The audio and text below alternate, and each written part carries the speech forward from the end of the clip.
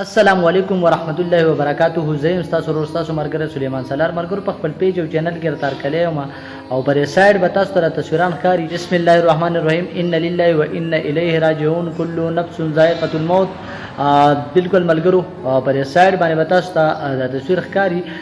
بالکل تصویران دي او چې کوم دینو د مفتی سردار علي حقانی صاحب او هغه شاعر وي دا ځان جوړ کړي چې په خپل دعا قابل شي، دا ځان جوړ کړي چې په خپل د دعا قابل شي. هغه څه کس ته چې په سوال د چا دعا غواړي. بالکل ملګرو مفتی سردار علي حقانی صاحب داس یو کسو چې هغه د استعارف محتاج نه دی، نه د هغه تاسو سره پیژانګل کول غواړم. خو چون کې لکه غونډه کې ویډیو په جوړول په دی وجه غواړم چې هغه بیګا اکسیډنټ کړی دی. رشپی یو حادثه راغلی د پاغي کې چې کم دی نو هغه شهید شوی دی، وفات شوی دی. دغه شان ملګرو د دیو چې کم ورثه دي، کم مطلب وارثان دی، غیله دی الله پاک صبر جمیل ورګي او کم ملګری چې ټوکې ټکلې کوي چې توجه پلان کې ستان کې. نو دغه شان یو ورځ را روانه ده چې موږ به هم دغه شان مړیو او پراته به بیا به موږ پسې خلک دغه شان ملنډې پروپاګانډې کوي.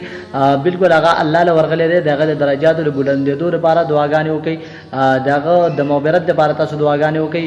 او دغه شان چې کم دی د علم مرګ وي دی او علم مرګي نو زمونږ نه چې یو مفتی صاحب لاړو زما خو خو والا د خیر زه باغه باندې ویډیو کول نه غواړم، نه دغه پیزار زیاته زره رسیدل شم. خو هغه یو علم یو مفتی او مفتی چې کم دی هغه فتوی ورکوي، فتوی چې کم دی هغه شی ورکولې. خو مفتی صاحب چې کم دی یو مطلب یو تقوادار انسانو، یو پرهیزګار انسانو او دغه شان چې کم دی یو علم مرشي. نو کم از کم موږ له پکار دی چې هغې لپاره دعاګانې وکړو بجای د دې چې موږ په هغې پسې پروپاګانډې مسخرې کوو. ملګرو ټایم نه خرابو مونده زه په زما دومره وړه خوله ده په دغه مفتی صاحب باندې خبرې کولی شم.